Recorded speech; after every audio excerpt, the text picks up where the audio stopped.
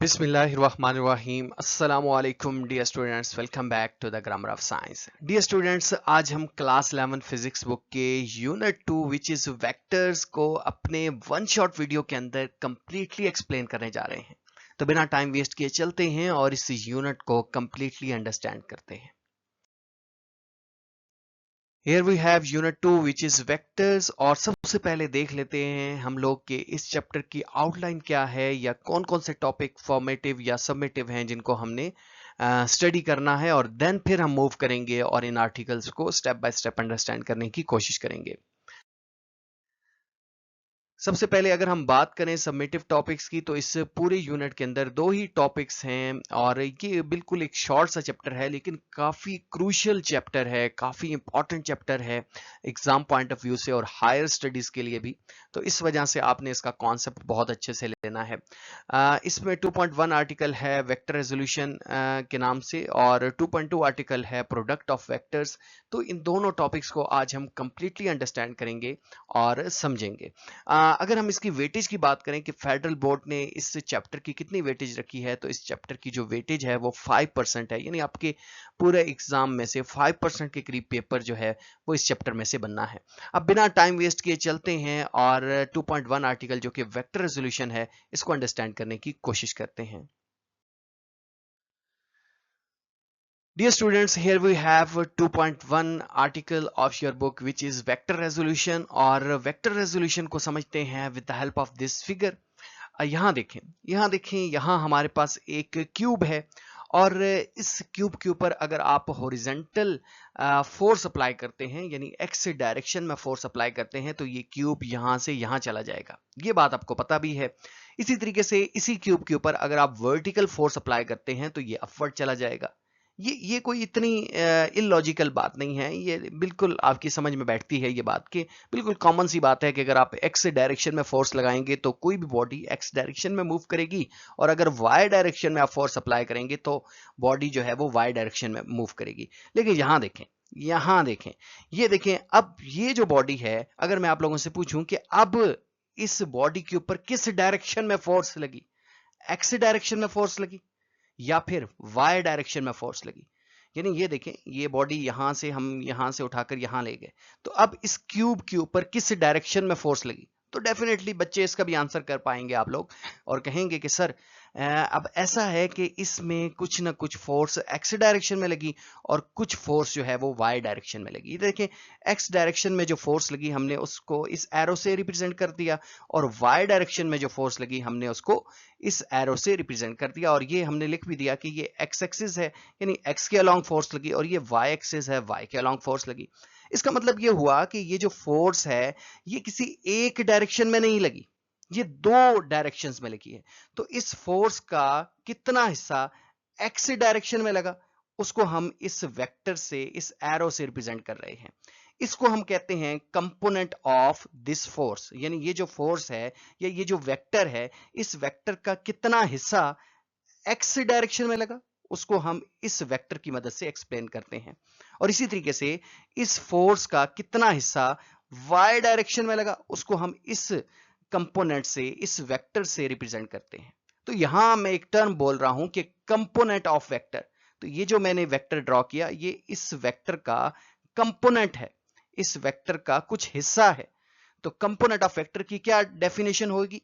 Component of vector की ये definition होगी कि वेक्टर का कितना हिस्सा एक पर्टिकुलर डायरेक्शन में लगा, इसको हम क्या बोलते हैं? Component of vector. इसको आप एक्स कंपोनेंट भी कहते हैं, हॉरिजॉन्टल कंपोनेंट भी कहते हैं। इसी तरीके से अगर हम इसकी डेफिनेशन लिखना चाहें और आगे मूव करें, हम कैसे लिखेंगे? हम लिखेंगे कि a component of a vector is its effective value of a vector in a particular direction। कि वेक्टर का कितना हिस्सा एक पर्टिकुलर डायरेक्शन में लग रहा है वो उसका कंपोनेंट कहलाएगा। यहां देखें, अगर ये कंपोनेंट एक्स एक्सिस में होगा तो हम इसको हॉरिजॉन्टल कंपोनेंट या फिर एक्स कंपोनेंट कहेंगे, और इसी तरीके से अगर ये कंपोनेंट वाई एक्सिस के अलांग हुआ तो इसको वर्टिकल कंपोनेंट कहेंगे या फिर वाई कंपोनेंट भी कहेंगे। यहां देखिए, यहां देखें कि अब ये दो कंपोनेंट हैं, एक ये एक्स कंपोनेंट हमने कहा, एक ये वाई कंपोनेंट कहा। किसका? इस फोर्स का। यानी ये फोर्स लगी तभी तो ये यहां से यहां चला गया। तो इस फोर्स का कुछ हिस्सा x में लगा और कुछ हिस्सा y में लगा, जिसको हमने x कंपोनेंट और y कंपोनेंट का नाम दे दिया। लेकिन यहां देखें कि ये दोनों जो कंपोनेंट हैं ये आपस में 90 डिग्री का एंगल बना रहे हैं, यानी हम इसको कहते हैं कि ये परपेंडिकुलर कंपोनेंट है। तो अगर परपेंडिकुलर कंपोनेंट से किसी फोर्स को या किसी वेक्टर्स को अगर हम एक्सप्लेन करें तो इसको हम क्या बोलेंगे, इसको हम बोलेंगे रेजोल्यूशन ऑफ वेक्टर। ये वेक्टर रिजॉल्व हो गया इनटू इट्स परपेंडिकुलर कंपोनेंट, यानी एक वेक्टर अगर अपने परपेंडिकुलर कंपोनेंट में रिजॉल्व हो जाए तो इसको क्या बोलते हैं, इसी को बोलते हैं रेजोल्यूशन ऑफ वेक्टर। तो यहां देखें, इसको हम एक और नाम भी देते हैं, इसको हम रेक्टेंगुलर कंपोनेंट भी कहते हैं। जी हाँ, ये परपेंडिकुलर कंपोनेंट भी है, यानी ये जो x कंपोनेंट है और y कंपोनेंट है ये परपेंडिकुलर कंपोनेंट भी है, और ये क्या है, रेक्टेंगुलर कंपोनेंट भी आप इसको नाम देते हैं। तो इस एक वेक्टर को अगर आप रिजॉल्व कर लें इनटू इट्स परपेंडिकुलर कंपोनेंट, इसी को हम नाम देते हैं रेजोल्यूशन ऑफ वेक्टर। यहां देखिए डियर स्टूडेंट्स, अब हम देख लेते हैं कि इसकी डेफिनेशन कैसे लिखेंगे रेक्टेंगुलर कंपोनेंट की। तो रेक्टेंगुलर कंपोनेंट की अगर हम डेफिनेशन की बात करें तो the components of a vector which are mutually perpendicular, यानी ऐसे कंपोनेंट किसी वेक्टर के जो एक दूसरे के साथ 90 डिग्री का एंगल बना रहे हों, इन कंपोनेंट्स को हम नाम क्या देते हैं, रेक्टेंगुलर कंपोनेंट कहते हैं। और दूसरी बात आप लोगों ने क्या सीखी, दूसरी आप लोगों ने सीखी कि रेजोल्यूशन ऑफ वेक्टर क्या है। तो resolution of vector is the process of breaking a single vector down into two or more perpendicular component, यानी एक वेक्टर को एक से ज्यादा परपेंडिकुलर कंपोनेंट में अगर आप रिजॉल्व कर लेते हैं या ब्रेक कर लेते हैं तो इसको हम क्या बोलते हैं, रेजोल्यूशन ऑफ वेक्टर्स का नाम देते हैं। डियर स्टूडेंट्स, इस बात को हम फर्दर इन्वेस्टिगेट करते हैं, फर्दर अंडरस्टैंड करते हैं with the help of this figure. यहां देखें ये हमारे पास एक वेक्टर है और इस वेक्टर का नाम है, ये जो रेड लाइन है, ए वेक्टर। अच्छा, यहां मैं इसको थोड़ा करेक्ट कर लेता हूं, यहां आई गेस थोड़ी सी मिस्टेक है कि यहाँ ए यहां होना चाहिए, ये ए वेक्टर है, और पी जो है यहां से हम इसको क्रॉस कर देते हैं, ये जो पॉइंट है ना इसका, ये इसका पॉइंट जो है इसको हम कह रहे हैं पी पॉइंट, ये पी पॉइंट है, ठीक हो गया। अच्छा, अब देखें कि इस वेक्टर, ये जो ए वेक्टर है, अगर यहां मैं एक लाइट लूं, ये बात आपने समझनी है क्योंकि ये आगे बातें रिपीट होंगी, प्रोजेक्शन आएगा तो बच्चों को पता ही नहीं होता कि प्रोजेक्शन हम किसे कह रहे हैं। तो यहाँ बेसिकली मैं प्रोजेक्शन का कॉन्सेप्ट समझाने की कोशिश कर रहा हूं। यहाँ देखिए कि अगर हम एक टॉर्च लें और इस टॉर्च को यहां मैं ऊपर लगा दूं, ये देखिए, ये बात थोड़ी आपने अंडरस्टैंड करनी, ये टॉर्च लगा दी और ये टॉर्च की जो है वो ब्राइटनेस नीचे जाएगी, तो ये बीच में एक वेक्टर है, ठीक है। तो अगर मैं आप लोगों से पूछूं कि ये जो टॉर्च है उसका कहां तक शेडो आएगा, यानी इस वेक्टर की वजह से, यानी ये बीच में कोई ऐसे सॉलिड बॉडी है जिसका शेडो कास्ट होता है, अब यूं अज्यूम करें ये जो वेक्टर है, तो इसका शेडो कहां तक बनेगा, तो इसका शेडो जो है वो यहां तक बनेगा जहां तक ये ब्लू लाइन है या ब्लू वेक्टर है, जहां तक यहां तक शेडो बनेगा, इससे आगे रोशनी होगी। इट्स ओवियस, आपको ये बात समझ भी आती है, इससे आगे आगे तो इसकी जो है वो ब्राइटनेस होगी, रोशनी होगी, लेकिन जहां तक इस जगह तक जो है वो क्या बनेगा, शेडो बनेगा। तो हम ये कहते हैं कि इस वेक्टर ए का ये प्रोजेक्शन है, यानी जहां तक इसका शेडो बनता है वहां तक हम बोलेंगे कि ये वेक्टर ए का ये क्या है, प्रोजेक्शन है। यानी आप यूं भी कह सकते हैं कि वेक्टर ए का जो इफेक्टिव पार्ट है इस डायरेक्शन में वो कितना है, तो ये प्रोजेक्शन हमें बता रही है। तो ये जो प्रोजेक्शन है इस वेक्टर ए का, इसको हमने रिप्रेजेंट किया ए एक्स, या फिर इसको हम एक्स कंपोनेंट भी कहते हैं। इसी तरीके से यानी हमने एक्स एक्सिस के ऊपर इस ए वेक्टर का प्रोजेक्शन ड्रॉ कर दिया। अब इसी तरीके से y एक्सिस के ऊपर हम प्रोजेक्शन ड्रॉ करते हैं, कैसे, यहां देखें, अगेन टॉर्च बनाते हैं, यहां ये हमने टॉर्च बना ली। अब ये जो टॉर्च है इसकी रोशनी पड़ेगी, ऐसे आगे जी की तरफ जाएगी। आपको पता है कि लाइट स्ट्रेट डायरेक्शन में ट्रेवल करती है, ठीक है। फिलहाल आप यूं एज्यूम करें, ठीक है, कि लाइट जो है वो स्ट्रेट पाथ में जो है वो ट्रेवल करती है या एक लाइन में ट्रेवल करती है। अब देखें यहां देखें कि यहां देखें कि ये जो लाइट है इसका कहां तक शेडो बनेगा, तो इसका जहां तक शेडो बनेगा वो ये जो ग्रीन हमारे पास वेक्टर है ये रिप्रेजेंट कर रहा है कि कहां तक इसका शेडो बनेगा। तो हम यूं भी कह सकते हैं कि ये जो ग्रीन वेक्टर है ये बेसिकली इस वेक्टर ए का प्रोजेक्शन है ऑन वाई एक्सिस। तो ये इसी को हम प्रोजेक्शन कहते हैं कि कहां तक शेडो बन रहा है। तो ये जो प्रोजेक्शन है इस अलोंग वाई एक्सिस या वाई एक्सिस के ऊपर ये जो प्रोजेक्शन है इसको हम बोलते हैं वाई कंपोनेंट। ये ए वेक्टर का वाई कंपोनेंट है। आप ऐसे ही कंपोनेंट निकालते हैं। तो हमने इस ए वेक्टर को रिजॉल्व कर लिया इनटू इट्स टू कंपोनेंट। अच्छा, अब ये करते हैं कि ये जो दोनों कंपोनेंट हैं ये वैसे परपेंडिकुलर तो हैं, लेकिन अब हम इनको ज्वाइन कर देते हैं by using head to tail rule method. और head to tail rule method क्या कहता है कि एक वेक्टर का हेड दूसरे वेक्टर की टेल के साथ आपने ज्वाइन करना है। तो फर्स्ट वेक्टर ये हम कंसीडर कर लेते हैं और सेकंड वेक्टर ये वाला वेक्टर। अब इस वेक्टर को यहां से उठाकर यहां हम ड्रॉ कर देते हैं और इस तरह ये दोनों वेक्टर्स जो हैं वो ज्वाइन हो जाएंगे और इनको हम बोलेंगे कि ये परपेंडिकुलर जो है वो वेक्टर्स बन चुके हैं। यहां देखें, ये अब हमने लेट अज्यूम करें कि यहां इस वेक्टर को उठाकर यहां हमने ड्रॉ कर दिया। अब ये जो दोनों वेक्टर्स हैं ये एक दूसरे के, या ये दोनों जो कंपोनेंट हैं इस ए वेक्टर के, वो आपस में म्यूचुअली परपेंडिकुलर हैं। तो हम ये कह रहे हैं कि ये जो ए वेक्टर है इसको हमने रिजॉल्व कर लिया इनटू इट्स कंपोनेंट, और एक कंपोनेंट को हमने नाम दिया ए एक्स और दूसरे कंपोनेंट को हमने नाम दिया ए वाई का। तो यहां देखें, एक कंपोनेंट ए एक्स और दूसरा कंपोनेंट ए वाई। अच्छा बच्चों, ये क्यों समझाया जा रहा है? ये इस वजह से भी एक बात है कि ये काफी इंपॉर्टेंट भी है। ये चीजें बच्चे मेन कॉन्सेप्ट नहीं लेते और आगे जाते हैं और फिर उनको मसला आ जाता है। अच्छा, दूसरी बात यह है कि आपकी बुक में मेंशन है, ऐसा नहीं है कि मैं अपनी तरफ से ऐड करता जा रहा हूं। ये सारी फिगर बिल्कुल इसी तरह से मेंशन है वहां और समझाया जाता है एक एक्टिविटी के अंदर, जो आपके यूनिट 2 का पेज 1 है ना, इसके ऊपर ये बात एक्सप्लेन की गई है। अच्छा, अब देखें कि ये हमने कहा कि ये इसका x कंपोनेंट है और ये इसका y कंपोनेंट है। इन दोनों का जो कंबाइन इफेक्ट होगा, यानी इन परपेंडिकुलर कंपोनेंट्स का जो कंबाइन इफेक्ट होगा, उसको हम वेक्टर a से रिप्रेजेंट कर सकते हैं, या वेक्टर a को हम इस तरह से रिजॉल्व भी कर सकते हैं। अब यहां देखें, एक और चीज इंट्रोड्यूस हो रही है। एक और चीज क्या है? अब देखें, यहां ये आपको यहां से वैसे समझ तो आ रही है कि ए एक्स लिखा है दैट मीन एक्स डायरेक्शन है, और ए वाई लिखा है दैट मीन वाई डायरेक्शन है। लेकिन यहां एक और कन्वेंशन है कि हम एक्स डायरेक्शन को, यानी डायरेक्शन को रिप्रेजेंट करने के लिए यूनिट वेक्टर्स की मदद लेते हैं। ये जो आई कैप यहां लिखा है ये यूनिट वेक्टर है। इसी तरह से यहां ये जो जे कैप लिखा है ये भी यूनिट वेक्टर है। तो आई कैप एक्स डायरेक्शन को रिप्रेजेंट कर रहा है और जो जे कैप है वो वाई डायरेक्शंस को रिप्रेजेंट कर रहा है। तो ये यूनिट वेक्टर्स हैं। इसका अपना मैग्नीट्यूड नहीं है, इसका अपना मैग्नीट्यूड 1 होता है। यानी यूनिट वेक्टर का अपना मैग्नीट्यूड 1 होता है। जस्ट ये डायरेक्शंस को रिप्रेजेंट करने के लिए एक वेक्टर्स के साथ लिखे जाते हैं। तो आप देखें कि ये एक वेक्टर था ए एक्स, इसके ऊपर एरो लगा था, लेकिन यहां ये जो ए एक्स लिखा है ये इसका मैग्नीट्यूड है। मैं आपको लिखकर बताना चाहूंगा। देखें, यहां मैं लिखता हूं ताकि आपको ज्यादा अच्छे से समझ आ जाए मैं क्या कह रहा हूं। जैसे लेट्स सपोज एक वेक्टर है ए और साथ में अब मैंने लिखना है कि इस वेक्टर का मैग्नीट्यूड कितना है, तो मैं 3 लिखता हूं और साथ में लिखता हूं आई कैप। ठीक है, तो ये जो 3 है ना ये इसका मैग्नीट्यूड है। और यहां ये देखें आप लोग, यहां ये जो ए एक्स लिखा है ये मैग्नीट्यूड को रिप्रेजेंट कर रहा है, बिल्कुल ऐसे जैसे यहां ये 3 मैग्नीट्यूड को रिप्रेजेंट कर रहा है कि ये 3 यूनिट है एक्स डायरेक्शन में, और ये जो आई है ये हमें डायरेक्शन का बता रहा है। तो हमने कैसे लिखना है? 3 और साथ में आई कैप लिख देना है।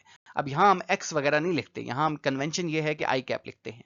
इसी तरीके से ये एक डायरेक्शन में है, यानी एक डायरेक्शन में अगर फोर्स लग रही है तो ऐसे, दो डायरेक्शंस में अगर फोर्स लगेगी, टू डायरेक्शंस में अगर फोर्स लगेगी तो हम उसको कैसे रिप्रेजेंट करेंगे? लेट्स सपोज, जैसे कि अब हमने स्टार्ट में मैंने आपको एग्जांपल दी थी कि एक क्यूब है जो एक्स और वाई दोनों में चला गया, तो उसके लिए हम क्या करेंगे? उसके लिए हम फोर्स लिखेंगे और हम देखेंगे कि आप देख रहे थे कि एक्स डायरेक्शन में ज्यादा फोर्स लग रही थी, तो हम लिखेंगे 5, लेट्स सपोज मैं खुद से लिख रहा हूं 5 आई कैप और साथ में मैं लिख देता हूं प्लस 2j कैप। ठीक है, तो ये जो j है ये रिप्रेजेंट करता है y डायरेक्शंस को और जो i है ये रिप्रेजेंट करता है x डायरेक्शन को। तो ये पूरा एक वेक्टर है, यानी बिल्कुल ऐसे ही जैसे लेट्स सपोज ये a वेक्टर है, बिल्कुल ऐसा एक वेक्टर को रिप्रेजेंट कर रहा है ये f वेक्टर।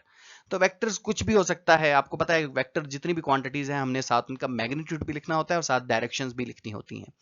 तो ये बात अब आपको आई गेस समझ आ गई है। लेकिन यहां हम दोबारा देखते हैं कि यूनिट वेक्टर्स की डेफिनेशन क्या है, या हम उसको कैसे याद करेंगे या कैसे अंडरस्टैंड करेंगे। देखें कि यूनिट वेक्टर्स की अगर हम बात करें तो यूनिट वेक्टर क्या है? तो a unit vector in a given direction is a vector having a magnitude of 1 in that direction. यानी किसी एक डायरेक्शन में एक ऐसा वेक्टर जिसका मैग्नीट्यूड क्या है? 1 है, उसको हम यूनिट वेक्टर्स कह रहे हैं। यूनिट वेक्टर्स को हम जो है वो डिनोट करते हैं a letter with a hat on it. जैसे यहाँ ए लिखा है और इसके ऊपर हैट डाली है। मैंने अभी आपको लिख कर भी दिया था, जैसे ए वेक्टर है और ये साथ में हमने 3 लिखा और आगे ये जो आई कैप लिखा, तो आई कैप जो यहाँ लिखा है वो हमारे पास क्या है, यूनिट वेक्टर। अब यूनिट वेक्टर को फाइंड कैसे करेंगे? देखें, एक वेक्टर है यहाँ, जैसे इन्होंने एक्सप्रेस किया है कि एक वेक्टर है, साथ में इस वेक्टर का मैग्नीट्यूड है। अच्छा, मैग्नीट्यूड के लिए हम यहाँ मॉड लगाते हैं, क्योंकि मैग्नीट्यूड जो है वो हमेशा पॉजिटिव ही होता है किसी वेक्टर का। अच्छा, इसके साथ यहाँ हम क्या लिखते हैं, ए कैप। अगर यहाँ नेगेटिव आता है तो वो नेगेटिव जस्ट डायरेक्शंस का बताता है। वैसे मैग्नीट्यूड किसी भी वेक्टर क्वांटिटी का हमेशा पॉजिटिव ही लिया जाता है। अगर नेगेटिव आ रहा है तो नेगेटिव क्या बताएगा, डायरेक्शंस का बताएगा। ठीक हो गया, ये इंपॉर्टेंट बात है। अच्छा, यहां देखें कि ए कैप है, तो ये जो ए कैप है इसको अगर आपने फाइंड आउट करना है, यानी जो कि यूनिट वेक्टर है, तो इसके लिए आप क्या करेंगे कि ऊपर वेक्टर लिखेंगे और नीचे नीचे वेक्टर के मैग्नीट्यूड से डिवाइड कर देंगे। यूनिट वेक्टर कैसे फाइंड आउट करते हैं, वेक्टर ओवर वेक्टर मैग्नीट्यूड। यानी आप इसकी ये भी डेफिनेशन कर सकते हैं कि unit vector is the ratio between a vector and its magnitude. यानी वेक्टर और इसके मैग्नीट्यूड के दरमियान जो रेशियो है, इसको भी हम नाम देते हैं यूनिट वेक्टर का। ठीक हो गया, ये दूसरी डेफिनेशन आई है, लेकिन आपने ये डेफिनेशन नहीं लिखनी, ये जस्ट अंडरस्टैंडिंग के लिए होनी चाहिए। डेफिनेशन इसकी ये लिखनी है कि ऐसा वेक्टर जिसका अपना मैग्नीट्यूड 1 है और वो जस्ट डायरेक्शंस को रिप्रेजेंट कर रहा है, उसको हम नाम क्या देते हैं, यूनिट वेक्टर का नाम देते हैं। अच्छा, अब हम नेक्स्ट चलते हैं। इसी के साथ आपकी साइड ब्लॉक के अंदर एक और वेक्टर लिखा है जिसे हम कहते हैं पोजीशन वेक्टर, उसको भी अंडरस्टैंड कर लेते हैं, देन फिर आगे चलेंगे। यहां देखिए, यहां हमारे पास है जी नेक्स्ट जो कि पोजीशन वेक्टर। अब पोजीशन वेक्टर क्या है, इसको मैं यहां ड्रॉ करने करा के तब आपको समझ आएगी। लेट्स सपोज ये हमारे पास कोऑर्डिनेट सिस्टम है, ये एक्स कोऑर्डिनेट है और वो वाई कोऑर्डिनेट है। ठीक है। अच्छा, अब देखिए यहाँ एक पॉइंट है, इस कोऑर्डिनेट सिस्टम के अंदर एक पॉइंट है, ये पॉइंट है। इस ये जो पॉइंट है, इस 2 डायमेंशनल सिस्टम है, इसमें एक्स इसका कोऑर्डिनेट कुछ भी हो सकता है। लेट्स सपोज ये अगर मैं एक्स एक्सिस इसको मिला दूं, तो एक्स कोऑर्डिनेट लेट्स सपोज मैं कह देता हूं 4 है और वाई जो कोऑर्डिनेट है वो इसका 3 है। ठीक है, ये एक पॉइंट है स्पेस के अंदर, 2D स्पेस के अंदर एक पॉइंट है। अच्छा, इस पॉइंट को अगर मुझे एक वेक्टर से रिप्रेजेंट करना हो तो विद ऑरिजिन, तो मैं कैसे इसको रिप्रेजेंट करूंगा? तो ये जो एक वेक्टर मैं ड्रॉ करूंगा, अभी ये जो वेक्टर मैंने ड्रॉ किया, इस वेक्टर को नाम देते हैं पोजीशन वेक्टर का।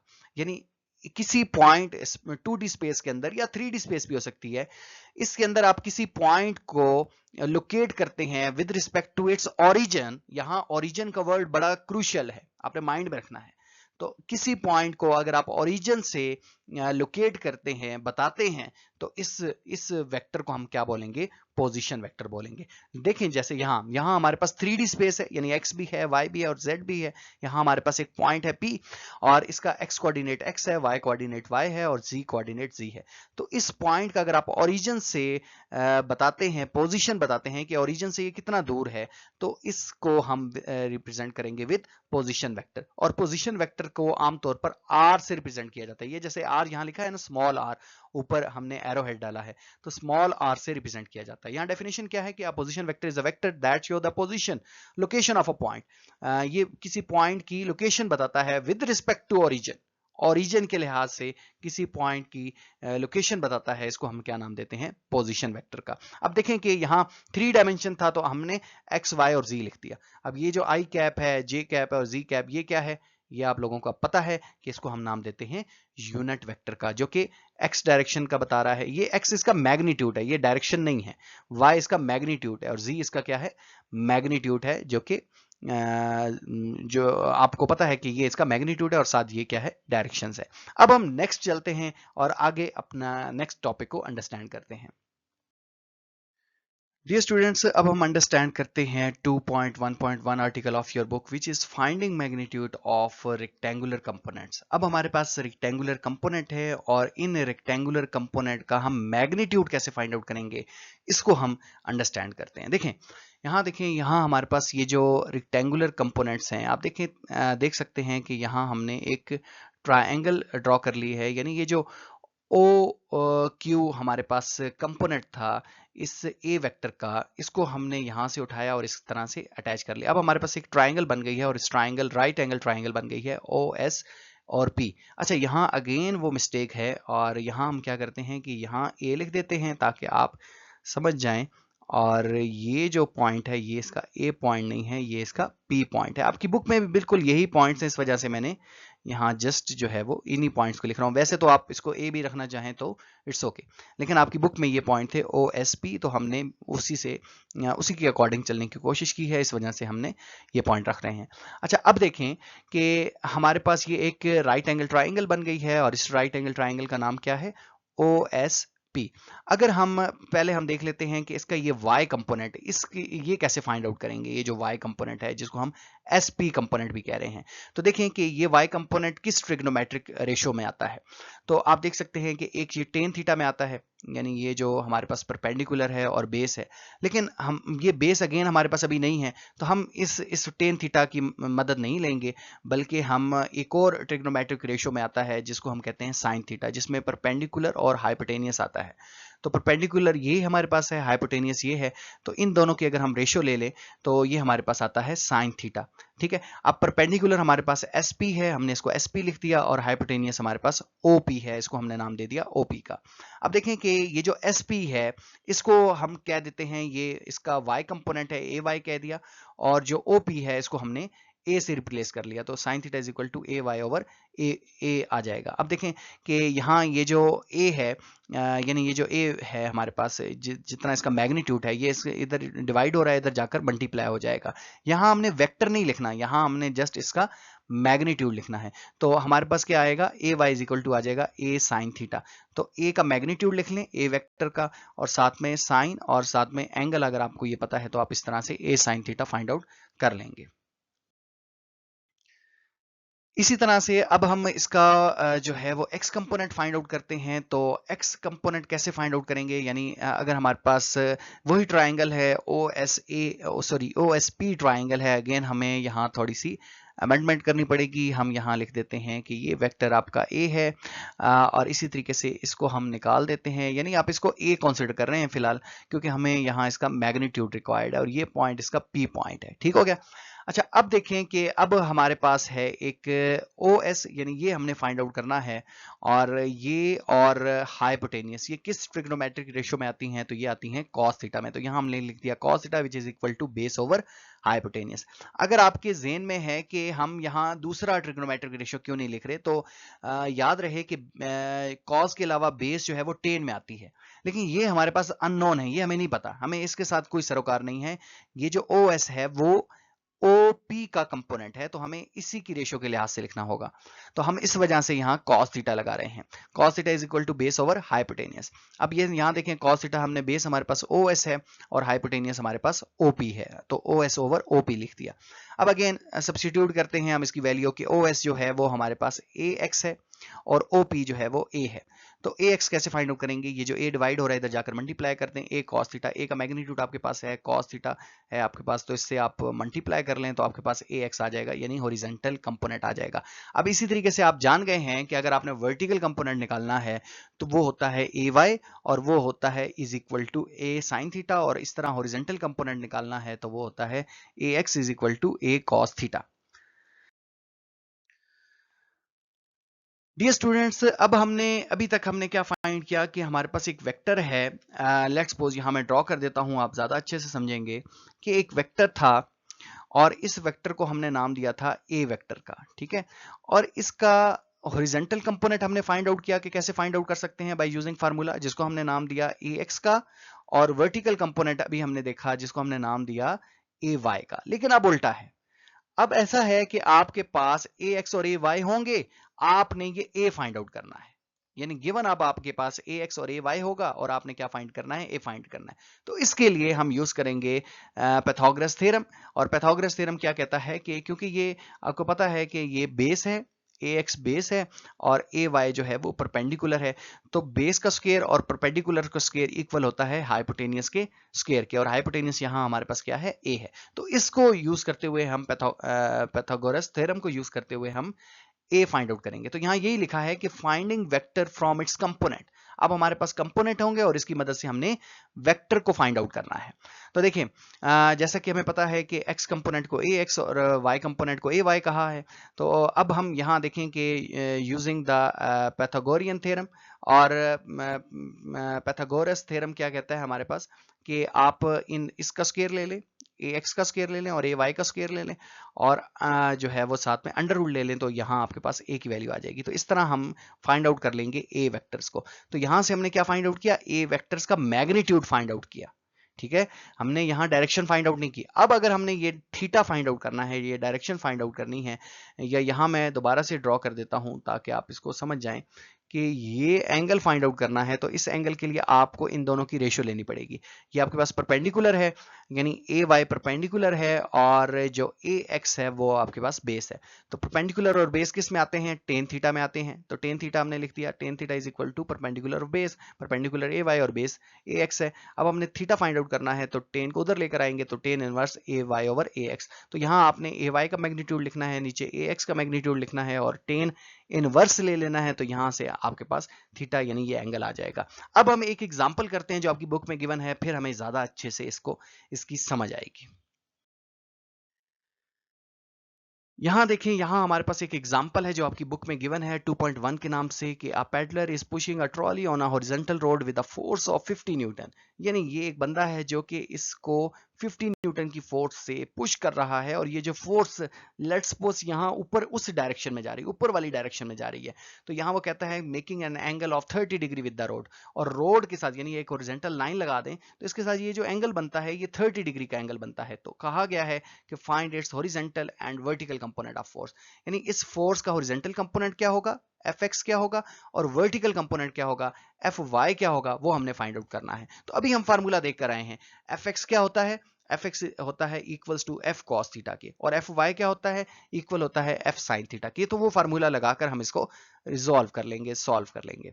यहाँ देखें, यहाँ क्या है, यहाँ देखें कि गिवन डाटा हमने लिख दिया, एफ हमारे पास है, थीटा हमारे पास है, horizontal component F x is equal to F cos theta और F y is equal to F sine theta, और एफ हमारे पास 50 है, कॉस थीटा हमारे पास 30 डिग्री है, वो हमने लगाया, तो यहाँ एफ एक्स आ गया जो कि 43.3 न्यूटन है। और इसी तरीके से आप जो है वो वर्टिकल कंपोनेंट जो है वो इसका फाइंड आउट कर लें, और वो हमारे पास आता है 25 न्यूटन। अच्छा, अब आप लोगों ने एक काम करना है, ये यहाँ तक वैसे क्वेश्चन हो गया है, एक काम करना है, काम आप लोगों को ये है कि आप लोगों ने दोबारा से ये देखें कि एक्स डायरेक्शन में इतनी फोर्स लग रही है, वाई डायरेक्शन में इतनी फोर्स लग रही है, और अगर हम इन दोनों का कंबाइन इफेक्ट देखना चाहें तो वो 50 न्यूटन ही होना चाहिए ना। इसको वैसे ऐड करके ये 50 नहीं आएगा, ये देखें 43 है और 25 है। इसको जैसे अभी आपने सीखा, अभी पीछे सीखा कि किस तरह से हम, अगर हमारे पास कंपोनेंट हो तो उससे हम किस तरह फोर्स निकालते हैं, तो वो आपने फोर्स निकालनी है। कैसे निकालनी है यहाँ मैं थोड़ा सा बता देता हूँ, निकालेंगे आप लोग खुद कि फोर्स हम कैसे निकालेंगे। F इज इक्वल टू होता है हमारे पास अंडर रूट एफ एक्स का स्क्वायर, अभी आप देख कर आए हैं, एफ एक्स का स्क्वायर, ये करना नहीं है, इस क्वेश्चन का हिस्सा नहीं है, आपकी बुक में नहीं है, लेकिन हम खुद से कर रहे हैं ताकि हमें ज्यादा अच्छे से समझ आ जाए, प्लस एफ वाई का स्क्वायर। तो इस तरह से जब आप करेंगे तो आपके पास ये एग्जैक्ट 50 न्यूटन आना चाहिए। अगर आ गया तो मुझे बताना है कमेंट सेक्शन के अंदर कि सर हमने किया है और हमारा 50 न्यूटन आया है। यानी ये इन दोनों का कंबाइन इफेक्ट कितना है, वो ये F है, वो हमें ये F बता रहा है कि ये जो है वो कंबाइन इफेक्ट है इन दोनों फोर्सेस का। ठीक हो गया, ये आप लोगों का होमवर्क है, होम असाइनमेंट है, इसको आप लोगों ने लाजमी तौर पर करना है। नेक्स्ट मूव करते हैं जी। Dear students, here we have very important topic which is 2.2 product of vectors। और ये जो product of vectors है या ये जो terms हैं ये बड़ी ही important है इस हवाले से भी कि ये आपकी हायर स्टडीज में जब आप फिजिक्स पढ़ रहे होंगे तो ये बार बार रिपीट हो रही होंगी। तो इनसे आपने छुटकारा नहीं हासिल करना, इनको समझ कर जाना है। बहुत ही आसान कॉन्सेप्ट है, बहुत मजे का है, लेकिन मैंने देखा है कि बच्चों को ये कॉन्सेप्ट जो है वो इतना नहीं आता होता। पता नहीं क्या रीजन है, लेकिन वो इसको जो है वो थोड़ा मिक्स कर जाते हैं वेक्टर प्रोडक्ट को वेक्टर मल्टीप्लिकेशन के साथ। अच्छा, अब कैसे मिक्स करते हैं, इसमें एग्जांपल दूंगा, आप समझ जाएंगे कि बच्चे कैसे इसको मिक्स करते हैं। लेकिन हम पहले इसको अंडरस्टैंड करते हैं कि स्केलर प्रोडक्ट क्या है और वेक्टर प्रोडक्ट क्या है, और फिर हम देखते हैं। देखें यहाँ प्रोडक्ट का वर्ड यूज हो रहा है। अच्छा, फिजिक्स के अंदर product is a different thing और multiplication is a different thing. तो ये दोनों डिफरेंट है, यहाँ प्रोडक्ट हो रहा है, इट्स नॉट मल्टीप्लीकेशन, ठीक है, ये माइंड में रखना है आपने। मैं थोड़ा इसको एग्जांपल से क्लियर करूंगा कि ये कैसे प्रोडक्ट है, कैसे मल्टीप्लीकेशन है, लेकिन थोड़ा आपको आगे चल के समझ आएगा। अब देखें, यहाँ देखें, लेकिन माइंड में आपने क्या रखना है, ये प्रोडक्ट है। देखें, इसको हम यहां से अंडरस्टैंड करते हैं, स्केलर प्रोडक्ट। स्केलर प्रोडक्ट का दूसरा नाम होता है डॉट प्रोडक्ट, क्योंकि बीच में डॉट लगा होता है। और वेक्टर प्रोडक्ट का जो दूसरा नाम है वो है क्रॉस प्रोडक्ट, क्योंकि डेफिनेटली यहां दरमियान में क्रॉस लगा है, ये तो हमें समझ आता है। अच्छा, अब देखें कि अगर दो वेक्टर क्वांटिटीज आपस में प्रोडक्ट हो और उनका रिजल्ट, एक वेक्टर क्वांटिटी फोर्स है और एक वेक्टर क्वांटिटी यहां डिस्प्लेसमेंट है, इन दोनों का जो रिजल्ट है वो हमें क्या मिल रहा है, यहां ये बड़ा क्रूशियल है। तो इन दोनों का जो रिजल्ट है वो वर्क मिल रहा है, और work is a scalar quantity, तो इसको हम नाम देंगे स्केलर प्रोडक्ट का। यहां देखें, यहां अगेन दो वेक्टर क्वांटिटीज हैं, एक हमारे पास आर मूवमेंट आर्म है और एक फोर्स है। इन दोनों का प्रोडक्ट हमें क्या मिल रहा है, इन दोनों का जो प्रोडक्ट है वो हमें मिल रहा है एक तीसरी क्वांटिटी, और ये जो तीसरी क्वांटिटी है ये है टॉर्क, और टॉर्क जो होता है वो क्या है, वेक्टर क्वांटिटी है। तो अगर इसको हम नाम बोलेंगे वेक्टर प्रोडक्ट का। हमने क्या समझा, हमने ये समझा कि जब दो क्वांटिटीज आपस में, यानी दो वेक्टर क्वांटिटीज आपस में प्रोडक्ट होंगी, इन अदर वर्ड आप मल्टीप्लाई कह दें, होंगी, तो इसका रिजल्ट अगर हमें स्केलर क्वांटिटी मिलती है तो ये स्केलर प्रोडक्ट होगा, और इसका जो रिजल्ट है वो वेक्टर मिलता है तो हम बोलेंगे वेक्टर प्रोडक्ट, इसको बोलेंगे। अच्छा, अब देखें, यहां देखें, ये बात आपको समझ आ गई है। इसको अब यहां देखें, ये डेफिनेशन में भी लिखी है कि when the product of two vector, जब दो वेक्टर का product gives a scalar quantity, ये एक स्केलर क्वांटिटी देता है, तो इसको हम बोलते हैं स्केलर प्रोडक्ट। और ये डेफिनेशन हूबहू वो है जो आपकी बुक में लिखी है।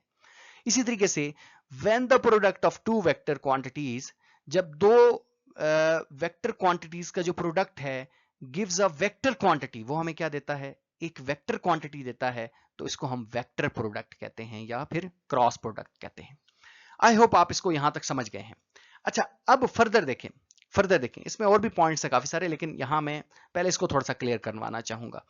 यहां देखें, यहां मैं लिखता हूं F इक्वल्स टू MA। अब आप लोगों ने मुझे बताना है वीडियो रोककर, ये देखें MA। अब आप रिजल्ट पर जाएंगे, यहां हमने यही सीखा है ना कि रिजल्ट पर जाना है। रिजल्ट अगर स्केलर है तो क्या बोलेंगे, स्केलर प्रोडक्ट। और अगर रिजल्ट इनका, दो क्वांटिटीज का जो रिजल्ट है वो अगर वेक्टर है तो वेक्टर प्रोडक्ट।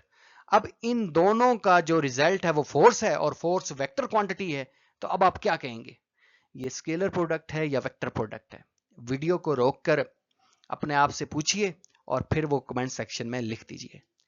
जी हाँ, अब आप लोगों ने सोच लिया, मैं बताता हूं। देखें, अब मैं कहता हूं कि ना ये स्केलर प्रोडक्ट है ना ये वेक्टर प्रोडक्ट है। क्यों? क्यों? देखें कि इसकी डेफिनेशन में ये शामिल है कि जब दो वेक्टर क्वांटिटीज हों। अब देखें, यहां मैस स्केलर है और एक्सेलरेशन वेक्टर है, तो एक स्केलर और एक वेक्टर हुआ तो ये वेक्टर प्रोडक्ट है ही नहीं, ना डॉट है ना क्रॉस है, बल्कि इसको हम कहते हैं वेक्टर मल्टीप्लीकेशन। अब आप फर्क जान पाए हैं कि अगर एक वेक्टर के साथ एक स्केलर मल्टीप्लाई हो तो इसको बोलते हैं वेक्टर मल्टीप्लीकेशन। ये क्या करेगा, ये इसके मैग्नीट्यूड को इंक्रीज कर देगा या जो भी करेगा, लेकिन इसको बोलेंगे वेक्टर मल्टीप्लीकेशन, वेक्टर प्रोडक्ट नहीं बोलेंगे। ठीक है, इसी तरीके से अगर मैं आप लोगों से पूछूं कि जो हमारे पास होता है मोमेंटम, मोमेंटम क्या होता है, लेट मी राइट मोमेंटम P। मोमेंटम को हम P से रिप्रेजेंट करते हैं। मोमेंटम क्या है, मोमेंटम आपको पता है वेक्टर क्वांटिटी है, और ये किसका प्रोडक्ट है, मास इनटू वेलोसिटी का। ठीक हो गया। अब ये क्या है, ये भी वेक्टर क्वांटिटी है। I should write arrow head on it. अच्छा, अब देखें, ये देखें कि ये हमारे पास जो है ना, ये क्या है, ये अगर अब मैं आपसे पूछूं कि इन दोनों का जो रिजल्ट है वो है तो वेक्टर, लेकिन ये जो दोनों क्वांटिटीज हैं वो वेक्टर क्वांटिटीज नहीं है। इस वजह से ये ना तो स्केलर प्रोडक्ट है ना वेक्टर प्रोडक्ट है, जस्ट वेक्टर मल्टीप्लिकेशन है। मैंने ये कहा है कि दो वेक्टर क्वांटिटीज होनी चाहिए, यहाँ ये भी वेक्टर है ये भी वेक्टर है, इसका रिजल्ट अब अगर हमें वेक्टर मिलता है तो वेक्टर प्रोडक्ट, ये भी वेक्टर है ये भी वेक्टर है, लेकिन इसका रिजल्ट अगर हमें स्केलर मिलता है तो वो स्केलर प्रोडक्ट होगा। आई होप अब आप लोग इसमें फर्क कर पाए होंगे कि हम वेक्टर प्रोडक्ट किसे कह रहे हैं और वेक्टर मल्टीप्लिकेशन किसे कह रहे हैं। बच्चों से जब ये पूछा जाता है कि बताएं मोमेंटम क्या है, स्केलर प्रोडक्ट है या वेक्टर प्रोडक्ट है, तो वो कहते हैं कि ये तो क्योंकि वेक्टर है तो ये वेक्टर प्रोडक्ट है। ऐसा नहीं है, ये वेक्टर मल्टीप्लिकेशन है क्योंकि मैस यहां स्केलर क्वांटिटी है। अच्छा जी, अब आगे चलें। अगर आपको ये बात समझ नहीं आई तो आप दोबारा से वीडियो को पीछे ले जाएं और दोबारा से देखें, इसको अंडरस्टैंड करें। यहां देखें नेक्स्ट क्या है जी हमारे पास, नेक्स्ट हमारे पास ये है इसका फार्मूला। इसका फार्मूला हम ऐसे लिखते हैं कि a dot B is equal to A B cos of theta. यानी a डॉट बी को हम कैसे लिखते हैं, पहले वेक्टर का मैग्नीट्यूड, फिर दूसरे वेक्टर का मैग्नीट्यूड, और फिर इन दोनों के दरमियान जो एंगल होता है, दो वेक्टर्स के दरमियान जो एंगल होगा उसको हम कॉस थीटा से रिप्रेजेंट करेंगे। ठीक है, जबकि cross product a cross b एक वेक्टर है और दूसरा वेक्टर है, और एक वेक्टर का मैग्नीट्यूड दूसरे वेक्टर मैग्नीट्यूड और इनके दरमियान जो हमारे पास एंगल है उसको हम रिप्रेजेंट करेंगे। अच्छा, ये एन कैप आगे लिखा है, इसका क्या मतलब है? देखें, जो स्केलर प्रोडक्ट होता है ये इसको हम बोलते हैं वेक्टर प्रोडक्ट, यानी ये वेक्टर हमें देता है। जब ये वेक्टर है यानी जो टॉर्क है ये अगर वेक्टर क्वांटिटी है तो इसकी डायरेक्शन भी तो होगी। तो ये जो एन कैप है ये इन दोनों वेक्टर्स के नॉर्मल डायरेक्शन होगी। यानी लेट्स सपोज मैं आपको बताऊं, यहां मैं ड्रॉ कर देता हूं ताकि आप ज्यादा अच्छे से समझें। ये देखें ये देखें, ये एक वेक्टर है, लेट्स सपोज वेक्टर ए है, ठीक है, और ये एक वेक्टर हम ड्रॉ कर रहे हैं वेक्टर बी। ठीक हो गया, ये वेक्टर बी हमने ड्रॉ किया। ठीक हो गया, ये वेक्टर ए ड्रॉ किया और ये जो है दूसरा वेक्टर बी ड्रॉ किया। अब जो स्केलर प्रोडक्ट होता है उसमें हम क्या करते हैं कि पहले वेक्टर का मैग्नीट्यूड लिखते हैं। ये देखें, ये आप इन चीजों को समझिए। अब ये फर्स्ट ईयर है तो बिल्कुल हमने तेजी तेजी में नहीं चलना और चीजों को अंडरस्टैंड करना है क्योंकि अब टोटली सिनेरियो जो है वो डिफरेंट हो चुका है। तो देखें, ये एक वेक्टर ए है, ठीक है, और ये एक वेक्टर बी है। तो डॉट प्रोडक्ट में हम क्या करते हैं कि इस वेक्टर ए का मैग्नीट्यूड लिखते हैं, फिर बी का मैग्नीट्यूड लिखते हैं, और फिर इन दोनों वेक्टर्स के दरमियान जो एंगल होता है उसको हमने लिखना है और उसको कॉस थीटा से रिप्रेजेंट करते हैं। ठीक है, तो ये तो हो गया डॉट प्रोडक्ट। क्योंकि इनका जो रिजल्ट आएगा वो एक स्केलर आएगा, यानी एक स्केलर क्वांटिटी आएगी, जस्ट एक नंबर आएगा, कोई डायरेक्शन नहीं होगी। लेकिन जब यहां हम चलेंगे, एक वेक्टर लिखेंगे, एक वेक्टर का मैग्नीट्यूड दूसरे वेक्टर का मैग्नीट्यूड और इनके दरमियान एंगल, तो यहां हमारे पास एक वेक्टर क्वांटिटी आएगी, तो उसकी जो डायरेक्शन है वो हम कैसे रिप्रेजेंट करेंगे, तो वो इन दोनों वेक्टर्स के परपेंडिकुलर होगी। वो जो तीसरा वेक्टर आएगा वो इन दोनों वेक्टर्स के ए और बी के परपेंडिकुलर होगा, तो यानी नॉर्मल होगा, तो इसको हम एन कैप से रिप्रेजेंट कर रहे हैं, ये जो तीसरा वेक्टर आया। ठीक हो गया, ये यहां हमने एन कैप इन दोनों वेक्टर्स का जो रिजल्टेंट एक वेक्टर आया उसकी डायरेक्शंस को हम बता रहे हैं, ये रिजल्टेंट जो वेक्टर आया।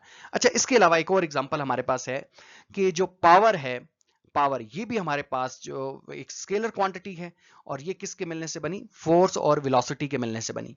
ये बात आपको समझ आती है कि नहीं आती? चले मैं इसको एक्सप्लेन कर देता हूं कि कैसे फोर्स और वेलोसिटी से बनी, क्योंकि आप समझ कर आए हैं कि पावर इक्वल होता है, पढ़ कर आए हैं पावर किसके इक्वल होता है, पावर को कहते हैं रेट ऑफ डूइंग वर्क। ठीक है, वर्क पर यूनिट टाइम। चीजों को ऐसे स्किप नहीं करना, बस आगे जाने की कोशिश नहीं करनी, चीजों को अंडरस्टैंड करें। मैं इस चीज के हक में नहीं हूं कि आप पूरी बुक पढ़ लें और आता एक चैप्टर भी ना हो। मैं कहता हूं कि आप बंदा एक चैप्टर पढ़ ले और वो बहुत अच्छे से आता हो, एग्जाम में जब वो एक चैप्टर आए तो बंदा जो है वो उसमें से जो मर्जी क्वेश्चन आए बंदा जो है वो उसको एड्रेस कर पाए। तो ये असल में स्टडी होती है। बच्चे कहते हैं कि सर जल्दी जल्दी हमें जो है ना वो बुक खत्म करवा दें, तो ये मेरे ख्याल में कोई अच्छा वे नहीं है। एनीवे, यहां देखें कि जो पावर है वो क्या है, रेट ऑफ डूइंग वर्क, और वर्क बाय टाइम भी लिख सकते हैं, और वर्क को मजीद आप ओपन करें तो एफ इंटू आप लिख सकते हैं, डी लिखते हैं, एस लिखते हैं, डिस्प्लेसमेंट है ना, एफ इंटू डी वर्क हमारे पास, और टाइम है। अब आप देखें कि ये जो हमारे पास है ना डी ओवर टाइम, ये हमारे पास बन जाएगा वेलोसिटी।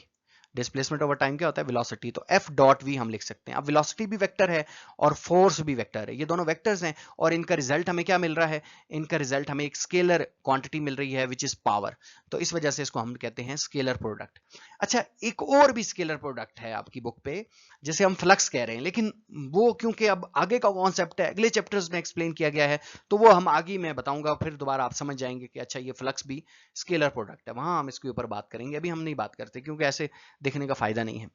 अच्छा, ये बात हो गई। इसी तरीके से एक टॉर्क आपको पता कि वेक्टर प्रोडक्ट है। इसी तरीके से जो एंगुलर मोमेंटम होता है एल, एक लीनियर मोमेंटम होता है ना ये वाला, P is equal to M B, एक एंगुलर मोमेंटम होता है, ये भी आगे के चैप्टर्स में है, लेकिन यहां देख लें कि ये हमारे पास क्रॉस प्रोडक्ट होता है between R and P। R एक वेक्टर है और P भी यहाँ एक वेक्टर, इन दोनों का अगर हम क्रॉस प्रोडक्ट लें तो हमें तीसरा एक वेक्टर मिलता है जिसको हम L से रिप्रेजेंट करते हैं और जिसको हम एंगुलर मोमेंटम कहते हैं, L से रिप्रेजेंट करते हैं। ठीक हो गया, तो ये भी हमारे पास क्या है, एक वेक्टर है। अच्छा, अब एक और चीज देखें कि जो डॉट प्रोडक्ट होता है वो बेसिकली हमें देता क्या है। देखें, ये यहां मैंने ड्रॉ किया ना एक वेक्टर A और ये दूसरा वेक्टर ड्रॉ किया B।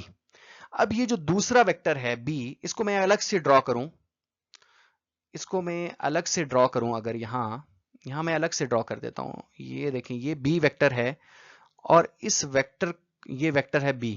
अभी आप पीछे स्टार्ट में इस चैप्टर के समझ कर आए हैं कि एक वेक्टर है तो उसको हम कैसे रिजॉल्व करते हैं। इस B वेक्टर को अगर मैं रिजॉल्व करूं, इसका एक x कंपोनेंट होगा, bx लिख देता हूं, ठीक है। इसका जो x कंपोनेंट है उसको मैं क्या लिख देता हूं, bx, और इसका एक y कंपोनेंट है, वो क्या है, by। अगर मैं आप लोगों से पूछूं कि इसका कौन सा कंपोनेंट इस a वेक्टर की डायरेक्शन में है, यानी एक फोर्स है जो a डायरेक्शन में लग रही है और ये जो b है वो दूसरी दो डिफरेंट डायरेक्शंस में लग रही है, तो इसका कौन सा कंपोनेंट b वेक्टर का कौन सा कंपोनेंट इस a वेक्टर के डायरेक्शन में है। तो इसका ये जो x वाला कंपोनेंट है वो a वेक्टर की डायरेक्शन में है, वो इस a वेक्टर को एनहांस करेगा, इंक्रीज करेगा। जबकि y वाला कंपोनेंट तो इसको एनहांस नहीं कर सकता ना, इस पे इफेक्ट नहीं डाल सकता। तो हमने जस्ट ये देखना होता है कि b एक वेक्टर, यानी ये जो b वेक्टर है वो दूसरे वेक्टर की डायरेक्शन में उसका कितना रोल है, कितना उसको एनहांस कर पाएगा।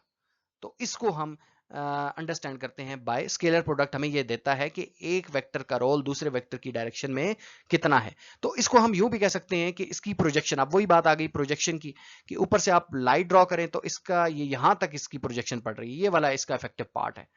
तो represent the projection of one vector on to the another, यानी एक वेक्टर की प्रोजेक्शन दूसरे वेक्टर की डायरेक्शन में हमें ये क्या बताता है, स्केलर प्रोडक्ट हमें ये देता है।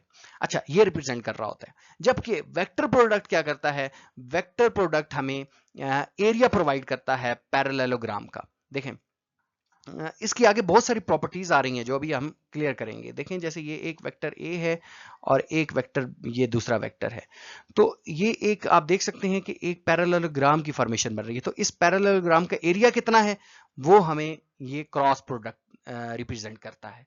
तो क्रॉस प्रोडक्ट हमें एरिया प्रेजेंट करता है, जबकि जो डॉट प्रोडक्ट है वो projection of one vector on to another vector, ये हमें रिप्रेजेंट करता है।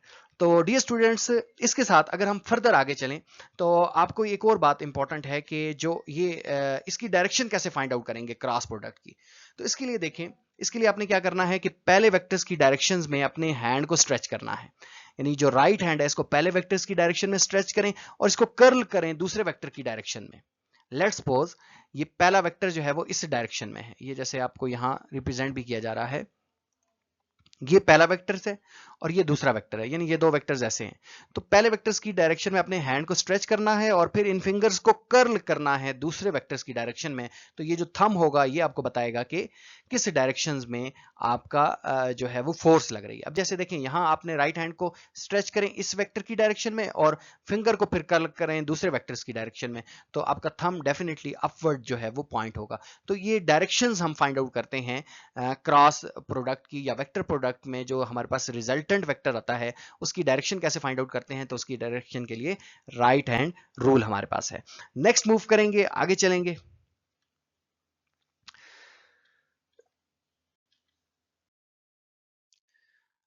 डियर स्टूडेंट्स, अब हम अंडरस्टैंड करने की कोशिश करते हैं प्रॉपर्टीज ऑफ स्केलर प्रोडक्ट, और जो पहली प्रॉपर्टी है वो है कम्यूटेटिव प्रॉपर्टी। अब कम्यूटेटिव प्रॉपर्टी क्या है इसको मैं समझाऊंगा आसान लफ्जों में। यहां देखें, जैसे अगर मैं यहां लिखूं कि 2 मल्टीप्लाई करूं 3 से, ठीक है, 2 को 3 से मल्टीप्लाई करूं या फिर 3 को 2 से मल्टीप्लाई करूं, तो क्या आंसर चेंज आएगा या आंसर में कोई फर्क पड़ेगा? तो इसका आंसर है कि नहीं, बिल्कुल ये दोनों सेम है। 2 3 भी 6 होता है और 3 2 भी 6 होता है, दोनों इक्वल्स होते हैं। इसका मतलब ये हुआ कि ये जो इनकी मल्टीप्लिकेशन है 2 और 3 की, ये ऑर्डर सेंसिटिव नहीं है, यानी पहले मैं 3 को लिखूं या पहले 2 को लिखूं इससे कोई फर्क नहीं पड़ रहा। इसी तरीके से जो स्केलर प्रोडक्ट होता है उसमें जो दो वेक्टर्स होते हैं वो उसमें अगर आप उनका ऑर्डर चेंज कर दें तो इससे फर्क नहीं पड़ेगा, a डॉट बी कर दें या b डॉट a कर दें, दोनों जो है वो सेम रिजल्ट जनरेट करेंगे। यहां देखें हमने यहां लिखा कि a dot B is equal to होता है b डॉट a के इसे हम कहते हैं कम्यूटेटिव प्रॉपर्टी, यानी ऑर्डर मैटर नहीं करता। ठीक है, तो यहां लिखा है the scalar property of two vector obey the commutative law, the order of the vector does not effect the result, यानी ये जो ऑर्डर है वेक्टर का वो रिजल्ट को इफेक्ट नहीं करेगा। a डॉट बी का भी वही रिजल्ट आएगा जो b डॉट a का आएगा, इससे फर्क नहीं पड़ेगा। दूसरी प्रॉपर्टी क्या है? दूसरी जो प्रॉपर्टी है, लेट मी अरेज दिस, और उसके बाद हम जो है वो दूसरी प्रॉपर्टी को समझते हैं। यहां देखें, ओहो आई एम रियली सॉरी, यहां देखें, ये एक मिनट जी, आप देखें। अच्छा अब देखें यहाँ दो वेक्टर्स हैं, आप देख सकते हैं, एक हमारे पास ये वेक्टर है जिसको हमने ग्रीन एरो से रिप्रेजेंट किया है, एरो हेड से, और एक हमारे पास रेड वेक्टर्स है। अब यहाँ देखें ये दोनों वेक्टर्स क्या हैं? परपेंडिकुलर वेक्टर्स है, और यहाँ ये परपेंडिकुलर वेक्टर्स नहीं है। तो अगर परपेंडिकुलर वेक्टर्स का डॉट प्रोडक्ट ले, तो परपेंडिकुलर वेक्टर का जब हम डॉट प्रोडक्ट लेंगे तो फिर हमारे पास जो एंगल आएगा वो 90 डिग्री आएगा।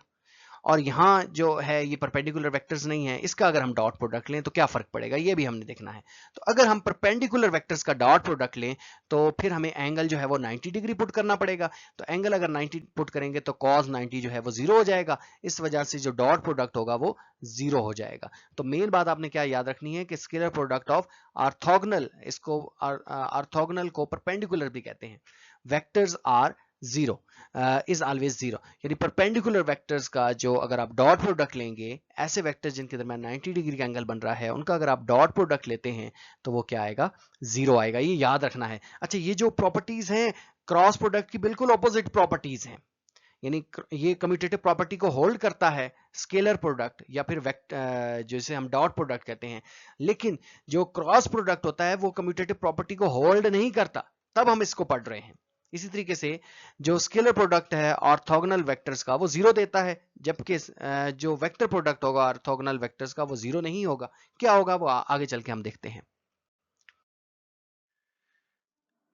डियर स्टूडेंट्स, इसी तरह से अगर यूनिट वेक्टर्स हैं, यूनिट वेक्टर आपको पता है कि आई कैप, जे कैप और के कैप, इनको हम यूनिट वेक्टर्स कहते हैं। तो डिफरेंट यूनिट वेक्टर्स का अगर आप डॉट प्रोडक्ट लेते हैं तो वो भी आपको जीरो मिलेगा। क्यों मिलेगा जीरो? यहाँ देखें, जैसे लेट्स सपोज कि अगर मैं यहाँ एक वेक्टर है, इसको हम कहते हैं आई कैप, ठीक है, ये आई कैप वेक्टर है, ये यूनिट वेक्टर है, और एक दूसरा यूनिट वेक्टर है उसको हम कह रहे हैं जे कैप।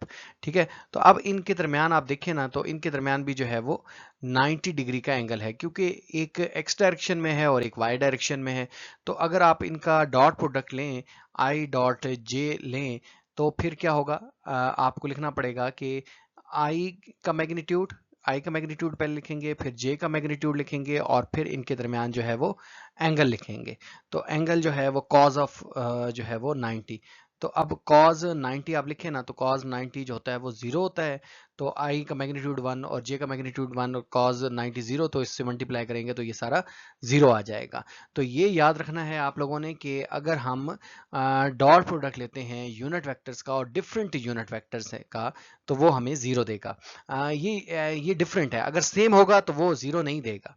यानी आई डॉट आई अगर आप करते हैं तो फिर आपके पास जो आंसर आने वाला है वो जीरो नहीं आएगा। आई डॉट जे जब करेंगे तब जीरो आएगा। ये दो डिफरेंट चीजें हैं, आई होप आप इसमें फर्क कर पाते हैं। दूसरी चीज है कि अगर आप एक वेक्टर है और इस वेक्टर के साथ किसी नल वेक्टर्स का डॉट प्रोडक्ट लेते हैं, नल वेक्टर ऐसा वेक्टर होता है जिसका मैग्नीट्यूड जीरो होता है। तो अगर आप एक वेक्टर के साथ नल वेक्टर का डॉट प्रोडक्ट लेते हैं तो उसका आंसर भी क्या आएगा? जीरो आएगा। तो ये एक इंपॉर्टेंट प्रॉपर्टी है जो आपने माइंड में रखनी है। डियर स्टूडेंट्स, अब हम देखते हैं scalar product of parallel vectors. इससे पहले हमने परपेंडिकुलर वेक्टर्स का स्केलर प्रोडक्ट देखा था और परपेंडिकुलर वेक्टर्स का स्केलर प्रोडक्ट जो था वो जीरो आ रहा था। अब जो है वो पैरेलल वेक्टर्स हैं। लेट्स सपोज हमारे पास एक वेक्टर है, मैं यहाँ ड्रॉ कर देता हूँ ताकि आप समझ जाएं। एक वेक्टर ए है जो कि इस डायरेक्शन में है, ठीक है, और एक दूसरा वेक्टर है जो कि बी है, वो भी इसी डायरेक्शन में है, ठीक है, मैग्नीट्यूड डिफरेंट हो सकता है लेकिन डायरेक्शन दोनों की सेम है। तो ये जो दोनों वेक्टर्स हैं ए और बी, अगर आप इनका डॉट प्रोडक्ट लें, जिन जो पैरेलल वेक्टर्स हैं और जिनके दरमियान जो एंगल है वो 0 डिग्री है, तो तब जो आपके पास मैग्नीट्यूड इनका आएगा वो ए बी आएगा, यानी इसका मैग्नीट्यूड मैक्सिमम आएगा। पैरेलल वेक्टर्स के दरमियान अगर आप डॉट प्रोडक्ट लेते हैं तो इसका जो मैग्नीट्यूड आता है या जो रिजल्ट आता है वो मैक्सिमम आता है। अब देखें कॉज, क्योंकि एंगल जो है वो पैरेलल वेक्टर्स के दरमियान एंगल कितना होगा 0 डिग्री, तो 0 पुट कर देंगे तो cos 0 1 होगा, तो आंसर क्या आएगा ए बी, यानी इसके मैग्नीट्यूड पर डिपेंड करेगा।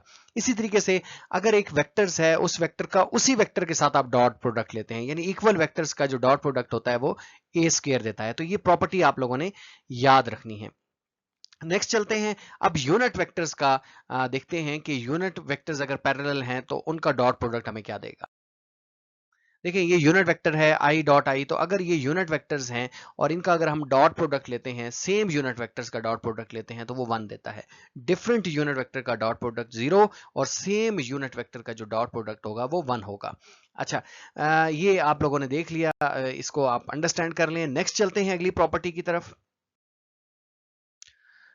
डियर स्टूडेंट्स, अब आप लोग देखें कि अब हमारे पास है कि the scalar product of two anti parallel vectors has its minimum value, यानी दो एंटी पैरेलल वेक्टर्स हैं तो उनका जो रिजल्ट आएगा वो मिनिमम वैल्यू हमें देगा या नेगेटिव वैल्यू भी हमें देगा। अब कैसे देखें, एंटी पैरेलल वेक्टर्स किसे कह रहे हैं, देखें फॉर एग्जांपल एक वेक्टर ये इस डायरेक्शन में है, इसको हम वेक्टर ए कहते हैं, ठीक हो गया, और एक हमारा वेक्टर है वो इस ऑपोजिट डायरेक्शन में है, ये इसको हम वेक्टर बी कह रहे हैं। अब ये जो दोनों वेक्टर्स हैं ये क्या है, ये एंटी पैरेलल बोलते हैं। इस सूरत में इन दोनों वेक्टर्स के दरमियान जो एंगल बनेगा वो कितना बनेगा, 180 डिग्री का एंगल बनेगा।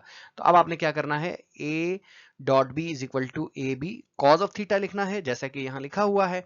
यहाँ पहला वेक्टर का मैग्नीट्यूड, दूसरे वेक्टर का मैग्नीट्यूड, और कॉस थीटा कितना है 180, वो पुट करेंगे, कॉस 180 आपको देगा -1, तो इस तरह से माइनस ए बी आ जाएगा। यानी a डॉट बी जो अगर ये एंटी पैरेलल है तो वो इक्वल होगा माइनस ए बी के, और अगर ये पैरेलल हुए तो a dot B is equal to होगा ए बी के। ठीक हो गया। अच्छा जी, नेक्स्ट ये तो हमने a dot B is equal to A B cos theta तब लिखते हैं जब एक वेक्टर का मैग्नीट्यूड दूसरे वेक्टर का मैग्नीट्यूड और इनके दरमियान आपको एंगल गिवन हो, तब आप इस तरह से डॉट प्रोडक्ट लेते हैं। लेकिन अब अगर आपको उनके रेक्टेंगुलर कंपोनेंट पता हो, यानी पहले वेक्टर का भी रेक्टेंगुलर कंपोनेंट पता है, दूसरे वेक्टर्स के भी रेक्टेंगुलर कंपोनेंट आपको पता है, तो इस सूरत में अब आप डॉट प्रोडक्ट कैसे लेंगे। तो इस सूरत में पहला वेक्टर लिखेंगे, फिर डॉट डालेंगे, दूसरा वेक्टर लिख देंगे, तो पहले वेक्टर के रेक्टेंगुलर कंपोनेंट लिख दिए, डॉट डाला, दूसरे वेक्टर के रेक्टेंगुलर कंपोनेंट लिख दिए। अब इनको मल्टीप्लाई कर दीजिए। अब मल्टीप्लाई कैसे करेंगे, इसके लिए यहां मैं लिखता हूं ताकि आप इसको इजीली अंडरस्टैंड कर सकें। देखें ए एक्स आई कैप जो है वो मल्टीप्लाई होगा बी एक्स आई कैप से, ठीक है, ए एक्स बी एक्स हो जाएगा, ठीक हो गया, ए एक्स बी एक्स हो जाएगा, और साथ में क्या आ जाएगा, आई कैप और आई कैप मल्टीप्लाई होंगे। ठीक है, तो यहां मैं लिख देता हूं, चलें हम नेक्स्ट स्टेप में इसको समझेंगे कि आई कैप क्या होता है, ये हो जाएगा। ठीक हो गया, फिर उसके बाद प्लस आ जाएगा, उसके बाद ए एक्स जो है वो मल्टीप्लाई होगा बी वाई से, और ये इनका मैग्नीट्यूड मैंने लिख दिया, साथ में आई कैप मल्टीप्लाई होगा जे कैप से। ठीक हो गया, ये मैंने लिख दिया। तीसरा, फिर आगे देखें, ए एक्स आई कैप फिर मल्टीप्लाई होगा, ए एक्स आई कैप जो है वो मल्टीप्लाई होगा बी जेड के कैप से, बी जेड के कैप से। तो मैं यहां आई कैप और साथ में के कैप लिख देता हूं। ठीक है, ये हो गया। ठीक हो गया, ये मैंने अभी क्या किया, मैं यहाँ पॉइंटर की मदद से समझाता हूँ आप लोगों को कि मैंने इस ए एक्स आई कैप को इन तीनों से मल्टीप्लाई किया। A x i cap multiply हुआ बी एक्स आई कैप से, तो A x B x i dot i लिख दिया, फिर A x B y i dot j लिख दिया, फिर A x B z i dot k लिख दिया। अब देखें, अब इंटरेस्टिंग चीज देखें, अब आप लोग पीछे समझ कर आए हैं कि जब सिमिलर वेक्टर्स होते हैं, यहां मैं अगेन साइड पे लिख देता हूं ताकि आप समझें इस बात को, और ये बड़ी इंपॉर्टेंट बात है कि आई डॉट आई ये किसके इक्विवेलेंट होता है, यानी सेम वेक्टर का जो डॉट प्रोडक्ट होता है ये हमें देता है 1। ठीक हो गया, और डिफरेंट वेक्टर्स का जो डॉट प्रोडक्ट होता है आई डॉट जे, ये डिफरेंट वेक्टर्स है, आई और वेक्टर है, जे और वेक्टर्स है, तो इसको हम बोलते हैं डिफरेंट वेक्टर्स, इसका जो डॉट प्रोडक्ट होता है वो हमें देता है 0। ठीक हो गया। अब इस वजह से आई डॉट आई 1 हो जाएगा, यानी ये जो चीज है ना, ये जिसको मैं काट रहा हूं, ये क्या हो जाएगी, 1 हो जाएगी। ये चीज क्या हो जाएगी, 1 हो जाएगी। और ये चीज क्या हो जाएगी, 0। तो इसके 0 होने से ये सारा वेक्टर 0 हो जाएगा, ये सारा वेक्टर 0 हो जाएगा। सिर्फ क्या बचेगा, ए एक्स बी एक्स बचेगा, ये यहां लिखा हुआ है। यानी आपने ए एक्स को इसको जस्ट इससे मल्टीप्लाई करना है, जो सेम वेक्टर्स हैं उन्हीं को आपस में मल्टीप्लाई करना है। आई को आई से मल्टीप्लाई करें तो ए एक्स बी एक्स हो जाएगा, साथ में आई डॉट आई तो 1 हो जाएगा, उसको 1 को लिखने की जरूरत नहीं है। फिर इसी तरह से ए वाई को आप बी वाई से मल्टीप्लाई करेंगे और जे डॉट जे क्या हो जाएगा, 1 हो जाएगा, उसको लिखने की जरूरत नहीं है। यानी पहले को पहले से, पहली जो यहाँ वैल्यू आ रही है उसको पहले से, दूसरी यहाँ जो वैल्यू आ रही है उसको दूसरे से, और जो तीसरी वैल्यू आ रही है उसको तीसरे से मल्टीप्लाई करते हैं। ठीक हो गया। आमतौर पर तो ये सारा मल्टीप्लाई होता है, लेकिन सिंप्लीफिकेशन में हम फिर जस्ट ये लिख देते हैं कि एक्स वालों को आपने मल्टीप्लाई करना है जस्ट, वाई वालों को आपस में, और जी वालों को आपस में मल्टीप्लाई करना है। और साथ में ये जो यूनिट वेक्टर्स हैं वो खत्म हो जाते हैं। आपको समझ आई कि कैसे खत्म हो जाते हैं। ठीक है, तो ये लाजमी तौर पर आप समझिए कि कैसे खत्म हो जाते हैं। अब ये जस्ट मैग्नीट्यूड लिखा हुआ है, यानी स्केलर नंबर लिखा हुआ है। हम एक एग्जांपल करते हैं और उससे भी ये फर्दर अंडरस्टैंड करते हैं। अब देखिए, अब हम अगर हमने एंगल फाइंड आउट करना है, यानी ये जो थीटा है ये कितना है, ए अगर हमारे पास रेक्टेंगुलर कंपोनेंट्स हैं, यानी परपेंडिकुलर कंपोनेंट्स हैं, रेक्टेंगुलर कंपोनेंट्स हैं इस ए वेक्टर के, बी वेक्टर्स के, और अगर हम ये एंगल फाइंड आउट करना चाहते हैं तो क्या करेंगे, ये फार्मूला लिखेंगे। फार्मूला कौन सा लिखेंगे, मैं आपको बता देता हूं कि कैसे हम इसको ओपन लिखेंगे। यहाँ थोड़े से स्टेप मेरे ख्याल में मिस हो गए हैं। यानी हमने लिखना है A dot B, A dot B, और ये ऊपर हमने, ये ए वेक्टर है, बी वेक्टर है, और नीचे जो है ना इसके मैग्नीट्यूड लिखना है, किसका, ए बी का। ठीक है, ये जो खाली ए बी लिखा होता है ये मैग्नीट्यूड होता है, और इस तरफ जो है वो क्या आ जाएगा, कॉज इनवर्स हो जाएगा। ठीक है, कॉज इनवर्स ले लें तो यहाँ क्या बच जाएगा, यहाँ हमारे पास थीटा बच जाएगा। यही हमने थीटा फाइंड आउट करना है। ठीक है, हमने क्या देखा, देखें आप इन दोनों को देखें तो आपको ज्यादा, ये पहले हमारे पास स्टेटमेंट लिखी थी A dot B, A B cos theta, तो ए बी को इधर जाकर डिवाइड कर दिया और कॉस को इधर लेकर कॉस इनवर्स कर लिया। तो इस तरह से हम फाइंड आउट करेंगे, जो है वो एंगल फाइंड आउट करेंगे। तो ऊपर डॉट लेना है, एक वेक्टर हमारे पास ये है, ये डॉट लिया हुआ देखें, ए डॉट बी, ये भी हम पीछे लेकर आए हैं, ये वही है, ए एक्स बी एक्स, ए वाई बी जी, ये वो हमने लिख दिया।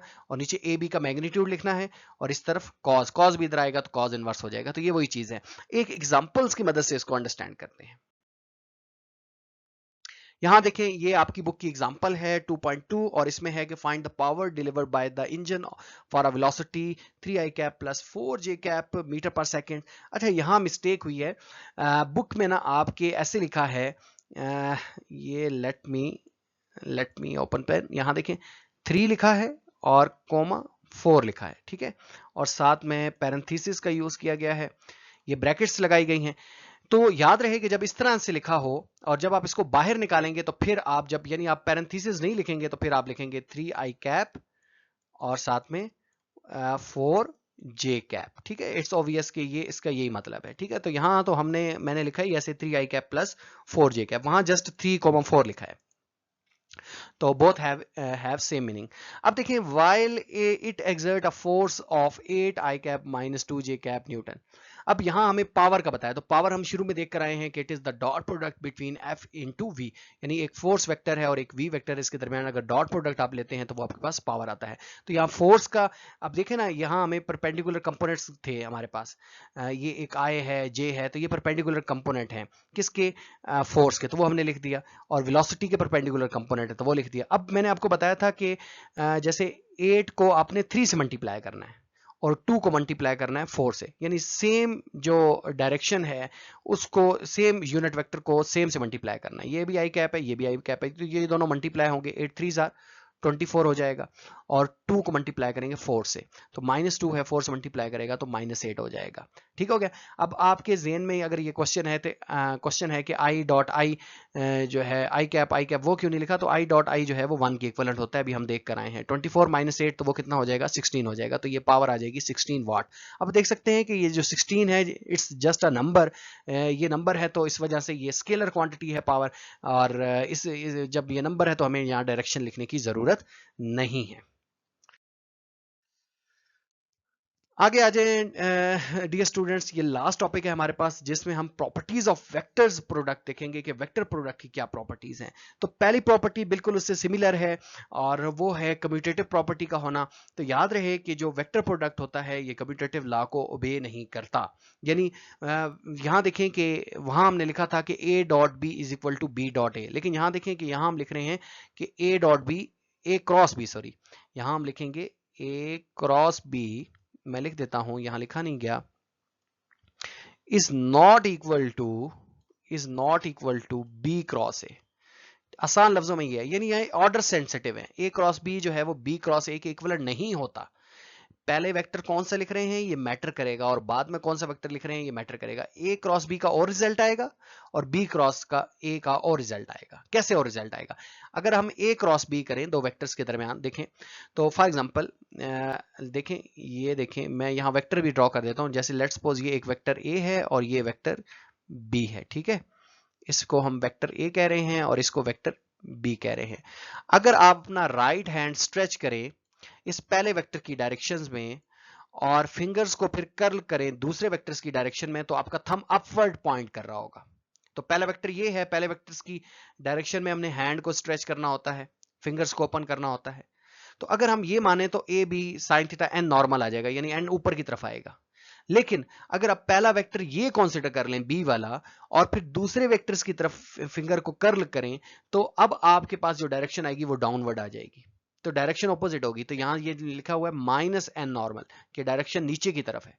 तो देखें कि ए क्रॉस बी में डायरेक्शन अपवर्ड आ रही है और बी क्रॉस ए में डायरेक्शन डाउनवर्ड आ रही है। इस वजह से हम यहां लिखते हैं कि A cross B is equal to negative of B cross A. या ऐसे भी लिख सकते हैं और ऐसे भी लिख सकते हैं, दोनों का मतलब यही है कि जो वेक्टर प्रोडक्ट है वो एंटी कम्यूटेटिव है, कम्यूटेटिव प्रॉपर्टी को होल्ड नहीं करता। ठीक हो गया। अच्छा, दूसरी प्रॉपर्टी हमारे पास है कि the cross product of two parallel vector is zero. यानी पैरेलल वेक्टर्स हैं और उनके दरमियान आप क्रॉस प्रोडक्ट निकाल रहे हैं तो वो जीरो होगा। क्यों? क्योंकि पैरेलल जो वेक्टर्स हैं उनके दरमियान जो एंगल होगा वो 0 डिग्री होगा, तो साइन 0 0 होता है। इस वजह से जो इसका रिजल्ट आएगा वो क्या आ जाएगा?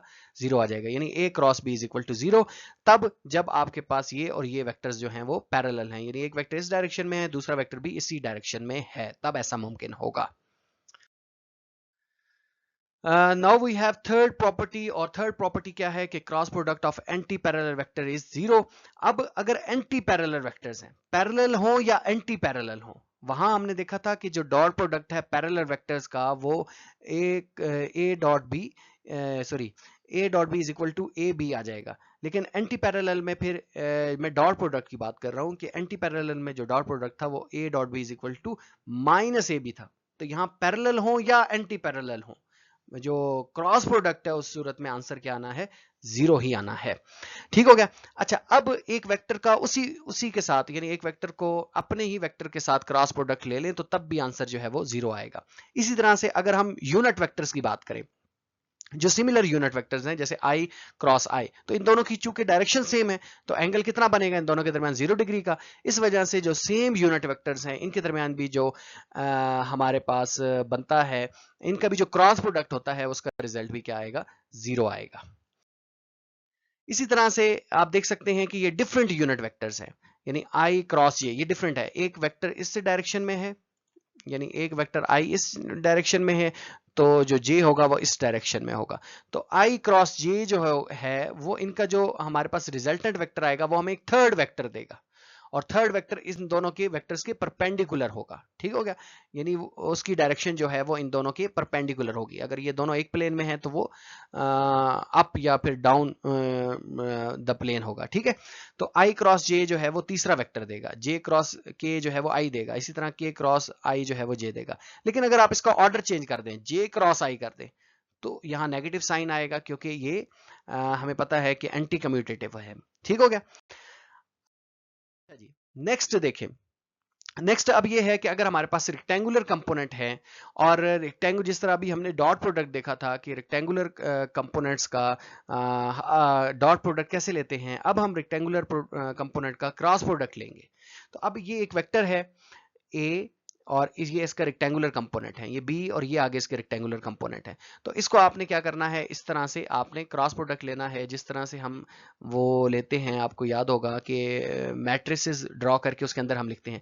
तो पहली जो रो होगी, इस रो में आपने यूनिट वेक्टर लिखते हैं आई डॉट जे डॉट के डॉट।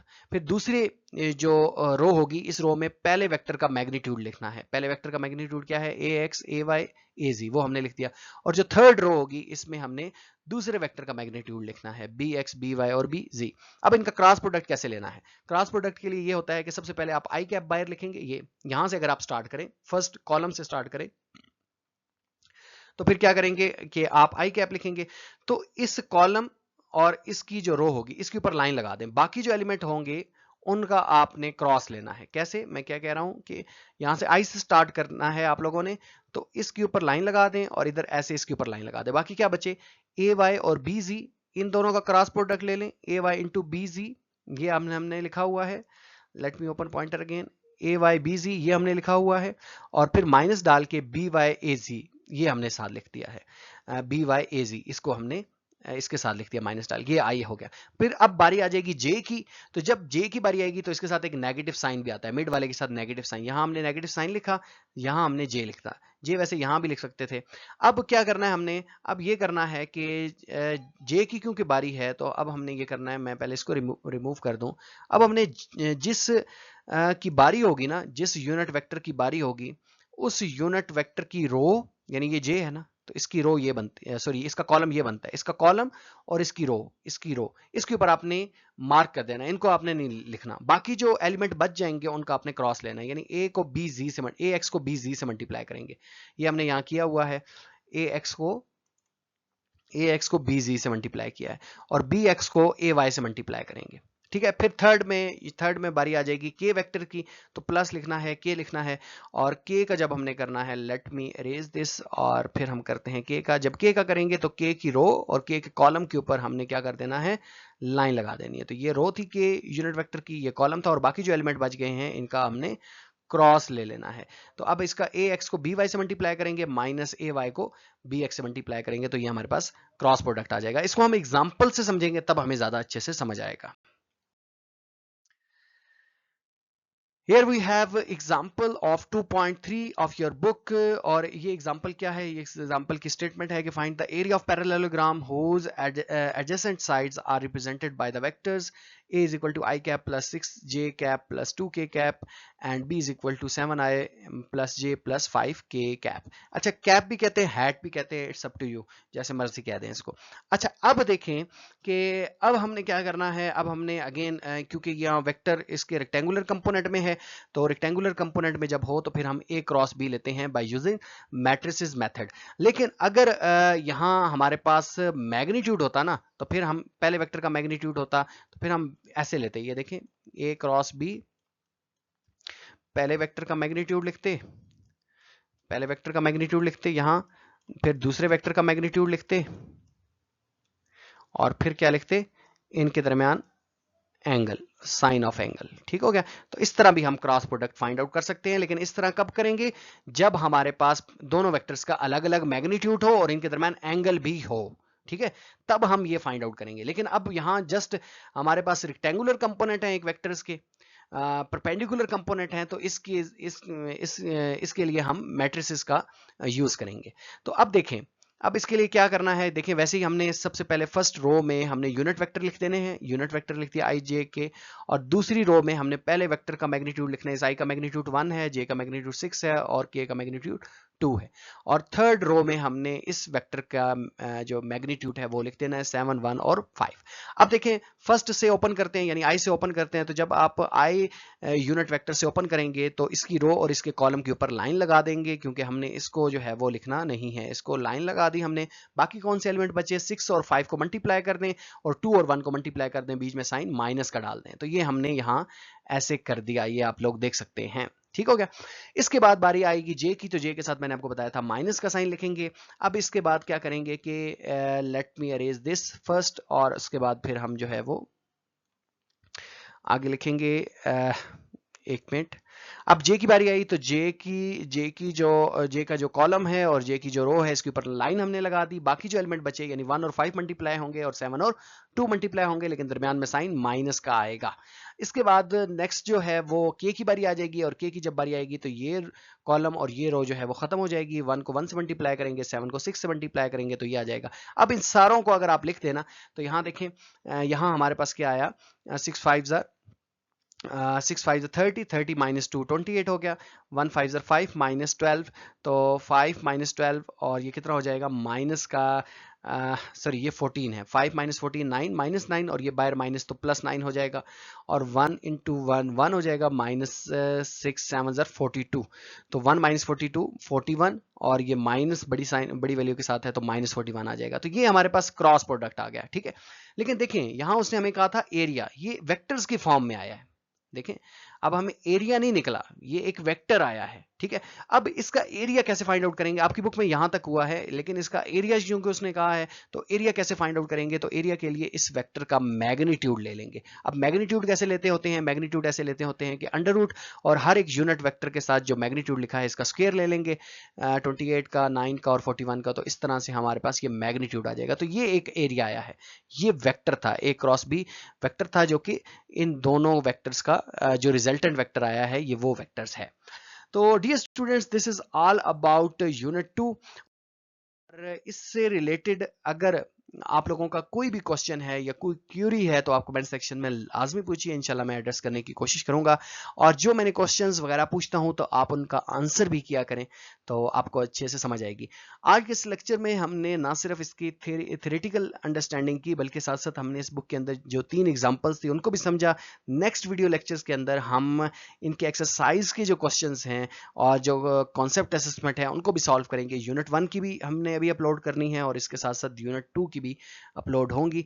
तो सीखते चले जाइए और ग्रामर ऑफ साइंस के साथ रहिए, इंशाल्लाह आप लोगों को बहुत ज़्यादा फायदा होगा। मिलेंगे न्यू वीडियो लेक्चर के साथ, तब तक के लिए अल्लाह हाफिज।